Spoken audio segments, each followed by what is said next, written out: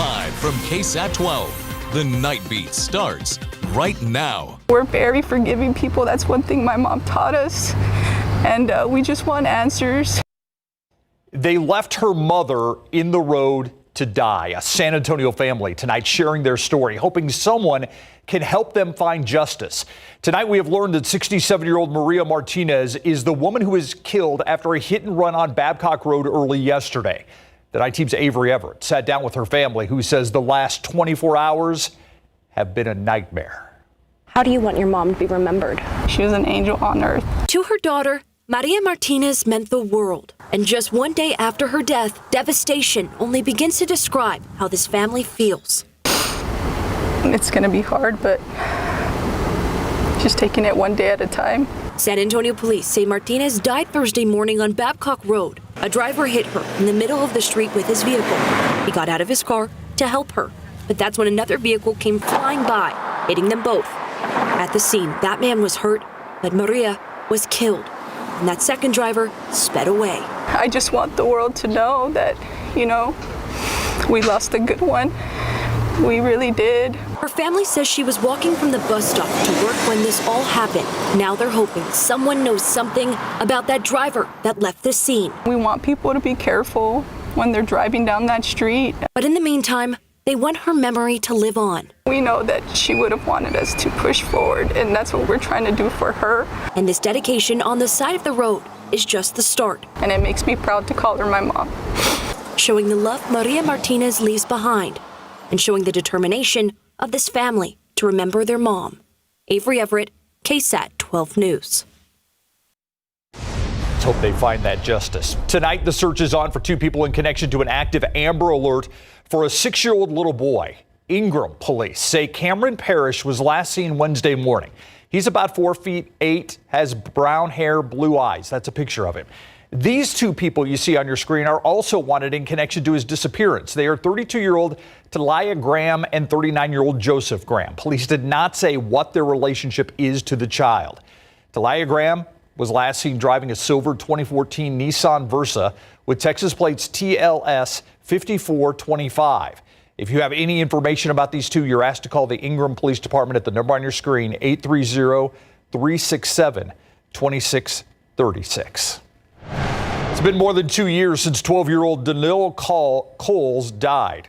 His father charged in the case. Yet today, Derek Cole's defense team said they needed more time to prepare for trial. In February of 2022, the boy was taken to University Hospital unresponsive and had severe whipping marks and internal bleeding.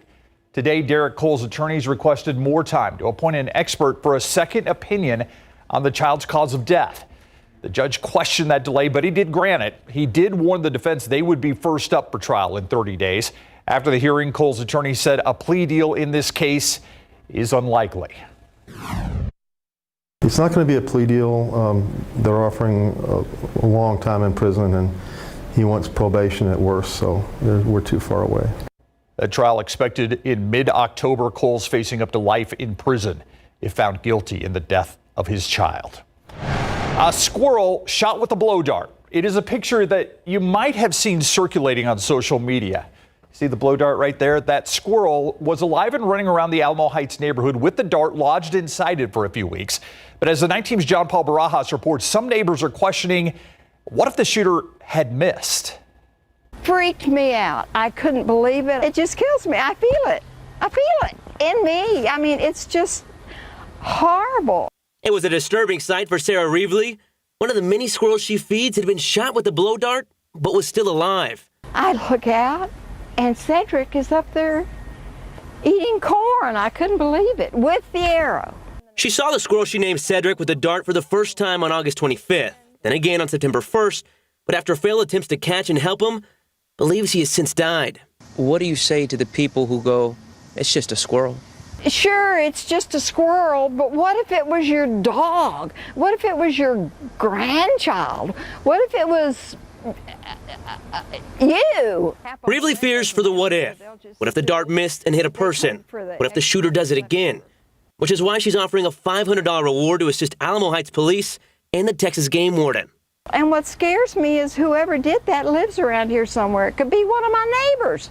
Texas Parks and Wildlife sent us a statement that reads in part, A blow dart is not considered legal means and methods for hunting game animals, which a squirrel like the one pictured is considered. The penalty for this is a Class C misdemeanor, end quote. The Class C misdemeanor comes with a $25 to $500 fine. The agency went on to say anyone hunting a game animal must have a hunting license.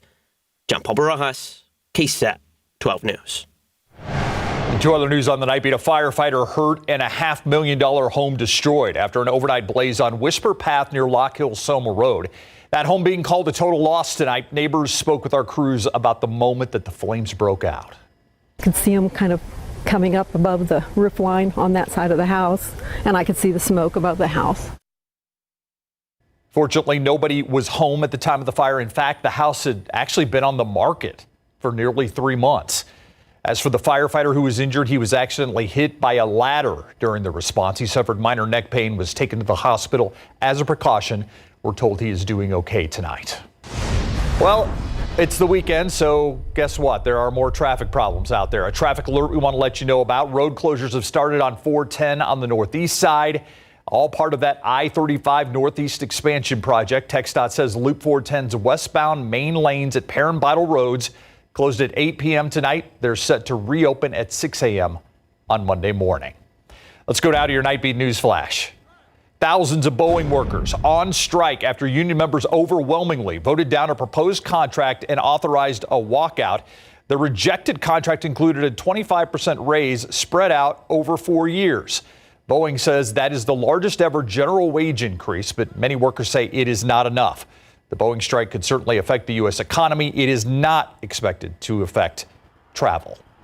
2 kids safe tonight after police officers saved them from a burning home, and it was all caught on their body cam video. That's what you're looking at. Happened in Vidor, which is just east of Beaumont. The 2 kids taken to a nearby hospital. There you see them climbing out a window. They were suffering from smoke inhalation when they were rescued. Thankfully, though, both of these children are doing okay. And that's a look at your Nightbeat News Flash. Let's go to the Texas Hill Country now, where Governor Greg Abbott was today for the groundbreaking ceremony of a new school. This is what it looked like earlier today in Boerne at the site of the new St. Peter the Apostle Catholic School. During the ceremony, the governor praised the school's commitment to provide Texas families with school choice. St. Peter the Apostle Catholic School will serve pre-K to 8th graders. The campus set to open in the fall of 2025. Chance for you to share something that's pretty basic. The San Antonio Police Department and Zapatos distributing more than 100 pairs of shoes to students from Gilbert Elementary School today. Jennifer Montez is Gilbert's school social worker, and she's excited to be part of the event. But what means the most? Watching the community come together to support the students and their families. As a school, we can only do so much, but when we get the support of the community, we can do a whole much more. And so we hope that more community agencies will want to partner with schools and provide these types of events and do things just to support our students and their families. KSAT's been a supporter. The annual SAPD and Zapatos shoe campaign, Share the Shoes campaign, will begin later this fall. Last year, 2,000 shoes collected for students who need them the most. This year, they're hoping to top that total. All donations and contributions directly benefit students in our area, as you see right there. It's a Texas convenience store we've all come to love on our road trips. And now, a Texas artist showing his love for Buc-ee's in the form of a new project. Got a look. It's next on the Nightbeat. Plus, it was hot out there today. The calendar may read mid-September, but August-like temperatures continue into the upcoming weekend. Look at how high those thermometers are expected to climb after the break.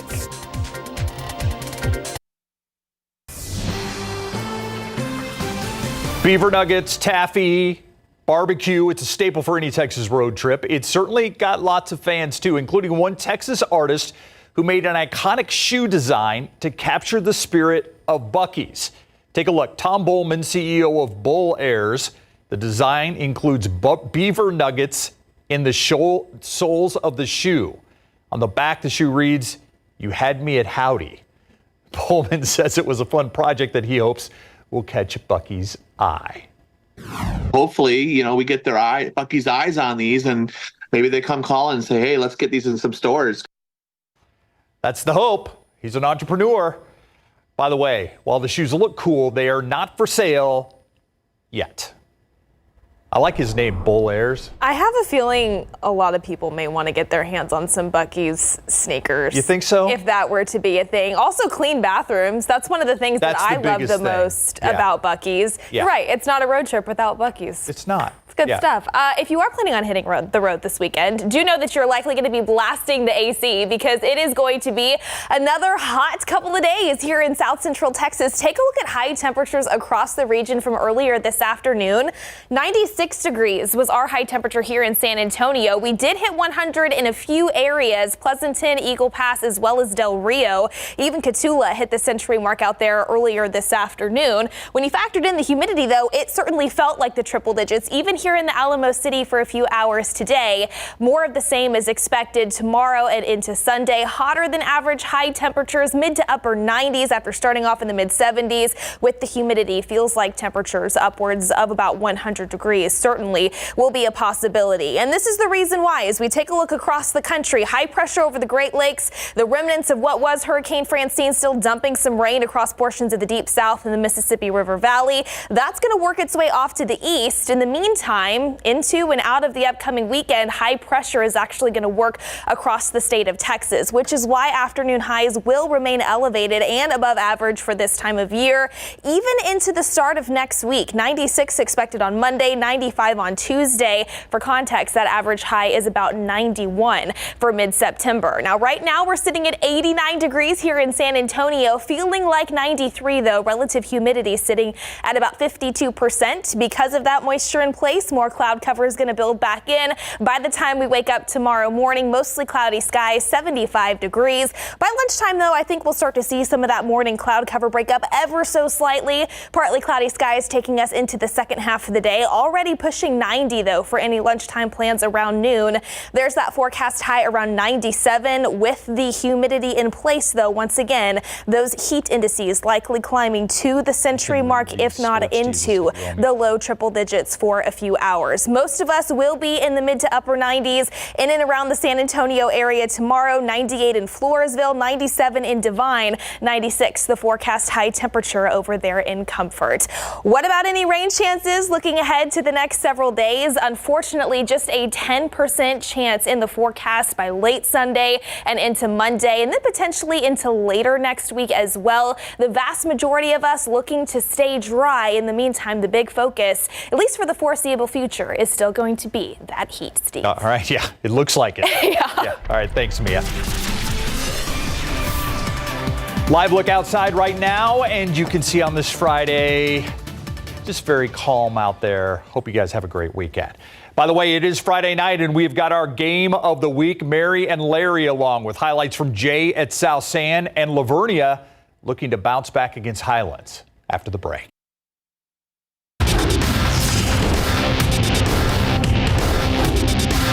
Hi, we're your South San cheerleaders, and you're watching Big Game Covers on KSAT 12. Let's go, Bobcats! It is time for our game of the week in District 14 5A D1 opener between the John Jay Mustangs and the South San Bobcats. And South San is one of the few schools with true home field advantage. And tonight the Bobcats are primed for their first meeting as district rivals. All right, South San says get your popcorn ready because we're about to put on a show. It's the Bobcats and Mustangs in our game of the week. First quarter, Jay's doing all the popping here. Quarterback Tajari Wellington lets it fly down the field to DeMarcus Shinett for a 48-yard touchdown at 7-0 Mustangs. Same score when the Bobcats D rises up. Wellington throws, but his pass is picked off by Rafael Basuto for a short pick six, and this game is tied at 7-0. The Bobcats, well, naturally, they're pumped up. Time for the Mustangs to respond. The pitch goes to running back Nicholas Rios. He follows his O-line, scores a 15-yard touchdown. 2-point conversion was no good. John Jay leads at 13-7, and Jay wins by the final of 33-13. James Madison High High School was facing number 5 Smithson Valley Rangers at Comalander Stadium tonight. Rangers with the ball, and they're leading 3-0. Cade Spradling, the quarterback, tucks the ball and he runs. He initiates some contact with the defender and picks up some nice yardage before he's pushed out of bounds. Later in the drive, Cade hands the ball off to senior running back Brad Sowersby for a 4-yard touchdown. The Rangers lead 10-0, and Smithson Valley wins by a shutout, 65-0. Moving on, number 3 Reagan was taking on the Temple Wildcats at Heroes Stadium tonight. Third quarter, the Rattlers are down and on the comeback trail. Number 2 Wallace Coleman gets the ball and he works his way down to around the 25-yard line. Moments later, Jack Bingham fakes the handoff, throws a jump ball to number 15 Landon Johnson in the end zone. Touchdown Rattlers. They lead at 14-13, and the final, Temple wins 19-14. All right, 4th-ranked Livonia looking for a bounce-back win on the road against the 0-2 Highlands Owls. Boot the Bears is their motto tonight. Livonia makes noise early. Bears recover their own punt. Great play by freshman Cooper Knoll sets up Livonia near the 25, and the Bears convert soon after. Sean Garza goes up the middle for the tutty. The Bears led 44-0 at half and went on to win 58-0. 1-1 Sam Houston hosting undefeated Victoria West at Alamo Stadium. The Hurricane cheerleaders trying to give their team a boost, trailing 20-0 in the first half, but Victoria West not slowing down. Jarrett Swanson wide open and walks it in to go up 27-0. It was all Warriors in this one, 41-12, the final. Floresville and McCullum still searching for their first wins of the season. One will walk away victorious tonight. Third quarter, McCullum's Dominic Zapata makes a house call from 62 yards out. Cowboys defense was stout tonight as well, as McCullum goes on to win 35-7. The 5th-ranked Randolph Rohawks were home tonight taking on the Dilley Wolves. First quarter, Rohawks QB Colin Stuckey going to roll out and connects with Jaden Banks for a nice little gain. That's a senior-to-senior connection. Same drive, moments later, Stuckey throws to number 17, Lee McMullen, and he outruns the Wolves defense. The Paydirt 46-yard touchdown. The Rohawks lead 7-0, and Randolph wins 33-22. Let's go to Rutledge Stadium, where the Veterans Memorial cheerleaders were entertaining their fans tonight. Second quarter against the MacArthur Veterans Memorial up 22-0. When they get more, the handoff goes to wideout Eric Pacheco on the end around. He gets out to his left and he breaks off a 30-yard touchdown run. It's 28-0 Pats, and they roll 56-28. Churchill versus Clemens at Lenoff Stadium, where a drone flying over the stadium tonight delayed the game for 10 minutes. Once play resumed, Clemens quarterback Spencer Mann throws a nice pass to number 1 Derek Williams. That's a beautiful touchdown. They trailed 8-6, and the scoreboard says it's 22-6. Churchill takes it. 1-1 Holmes has been a part of a couple of high-scoring affairs to start the season. Meanwhile, Stevens is trying to get in the win column, and Husky can't contain his excitement. First quarter, Holmes marches down the field, and the drive is capped off with a Christopher Geller 3-yard rushing touchdown. Stevens would answer. Nathan Lopez breaks loose for the 30-yard trip to Paydirt. In the end, Stevens wins 40-23. Marshall and Taft both looking to bounce back from week 2 losses late in the second quarter. Make way for Jalen Glover. He rams through 4 defenders and takes it near the 10. Glover would punch it in soon after, but Taft comes back to win it 35-18. All right, we've still got the BGC road trip and a football field dedication in Crystal City. But first, let's sway left and right with the Sotomayor High School Marching Band. We'll be right back.